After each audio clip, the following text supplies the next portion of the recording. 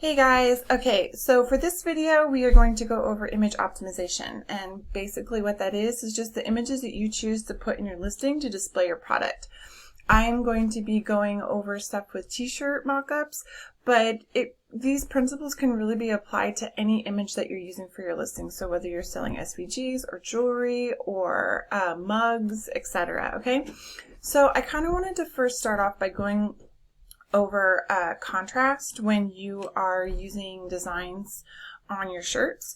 So let's say you're doing a 4th of July design, right? And your design is red, white, and blue. So you kind of have to think about what is that going to look like on what shirt colors.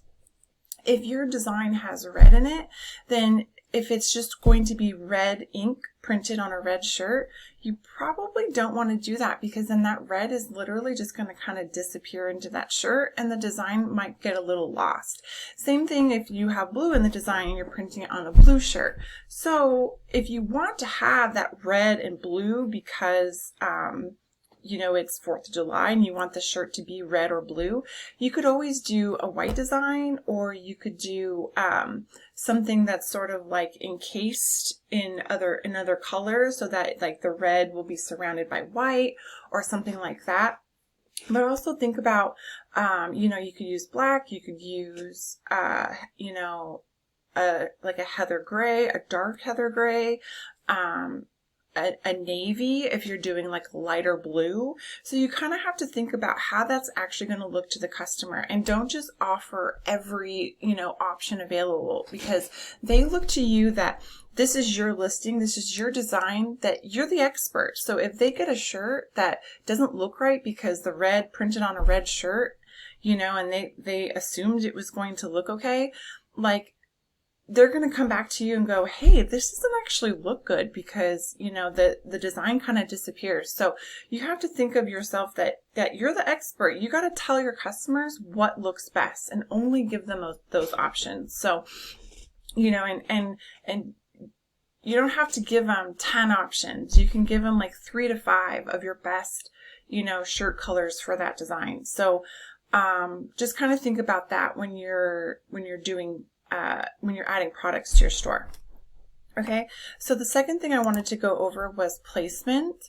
If you have a design that is shorter rather than longer, meaning like it just kind of comes across the chest, I always try to use mock-ups that are kind of like this, where they're sort of like tied at the bottom, where the shirt is kind of pushed up and actually closer in view for the mock-up. And what I mean by that is like a design like this, where it just kind of comes across the chest. This way, when I put it into Etsy and I kind of use the adjustment tool to zoom in, I can get real tight in there and still not lose that feeling of the mock-up. But if I have a design that's longer, I'm going to run into this issue where it runs into the wrinkles and it kind of doesn't look like it's really on there, because it's not. And the customer might get turned off by it. They just might not, you know what I mean? They might just be like, that looks weird, and just kind of pass it by.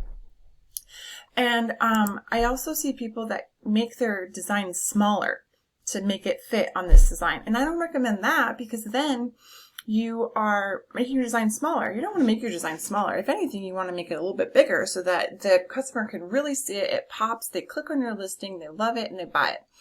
And then another thing is that they kind of move it up so that it, you know, it gets out of the wrinkles. Well, I don't recommend that either, because you kind of have to think about that you want to display the item as it will be printed, as close as possible for that customer, so they really understand and can see how it's going to print and what they're going to receive. It's usually when printed, you usually have 2 to 3, depending on the design, finger spaces, you know, from the bottom of the collar to the start of the design. And so you kind of want to think about that, and also where it's going to sit on the customer's body. So you don't want it to have, you know, if you are doing a design like this, you don't want to have it too low, because, you know, it's not gonna really, you know, be down here, you know, if they're a woman, like below their boobs, or it's not going to be like on their belly. So you kind of have to think about that, like where is it actually going to be placed when they're printing this, so that customer can really get the feel for it. All right, so then if you have a design or a mock-up that's kind of laid out like this, then you can really make that design big, bold on that shirt. I do recommend making your designs slightly bigger on mock-ups than smaller, you know, because when it's printed, it won't necessarily maybe come out quite this wide, because you have to think about when the customer's wearing it, it's going to start wrapping around their body. But on the mock-up, because it's a flat lay, I do tend to make it a little bit larger just so that the customer can really see it, but not so large that it's like, you know, from sleeve to sleeve, because then it just looks fake. So with this one, I can make it large, it's not cut off, it's not running into wrinkles, and I can really display that well.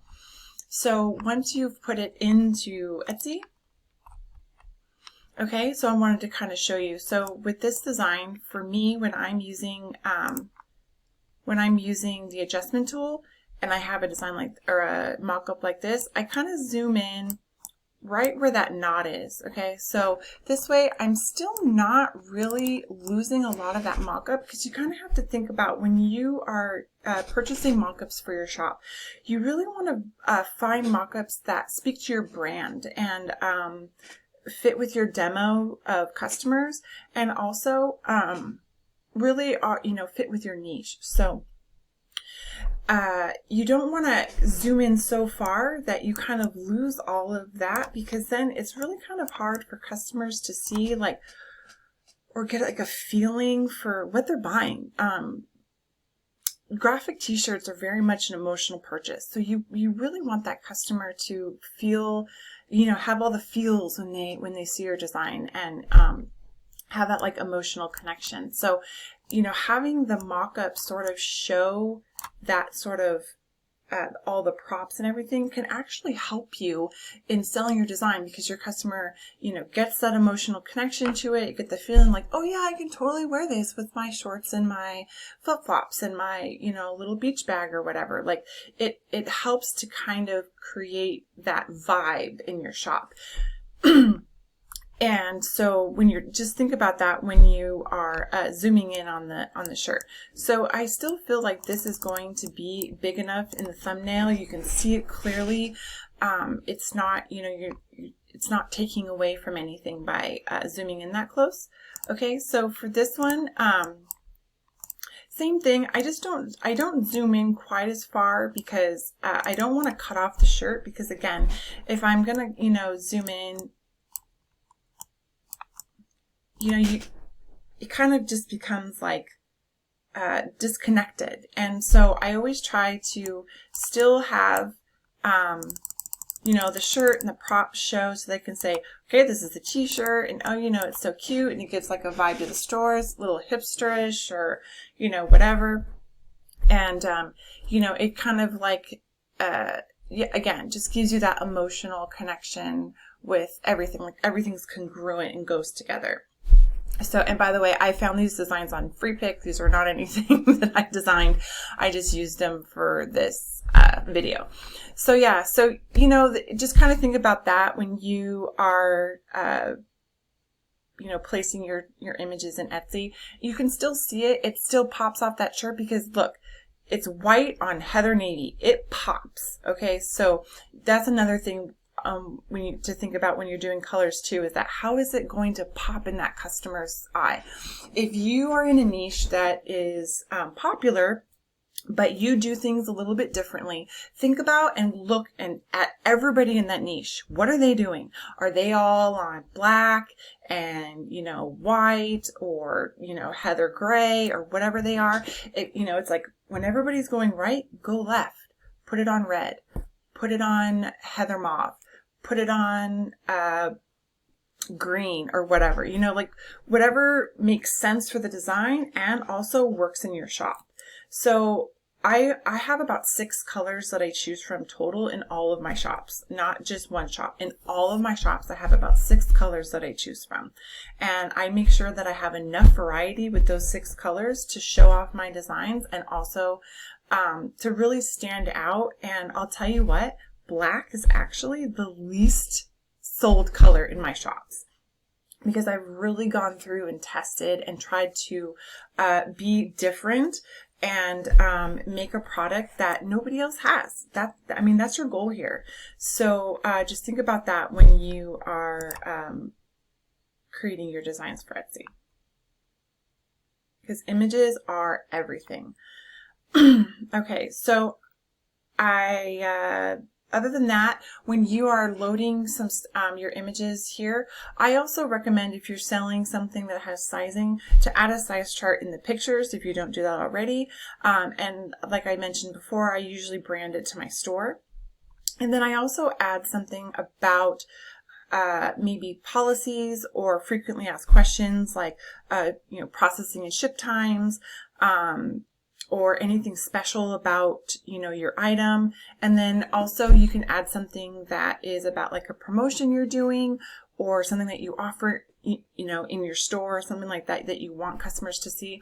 A lot of times they'll scroll through pictures before they'll, you'll read your shop policies, or even read your description. So that's another way that you can kind of do customer service without actually having to, have a bunch of messages sent to you every day about the same things over and over again. I kind of feel like that's really helped. So I think that's it. I'm kind of just going over my notes here, but yeah, I think that's all. I kind of wanted to keep this short and sweet for you guys. I really hope this helps when you're thinking about adding, images to your shop, or adding designs and or experimenting with new shirt colors. We'll be doing more videos that go into depth of other areas. And so yeah, really hope you enjoyed it. Okay, thanks.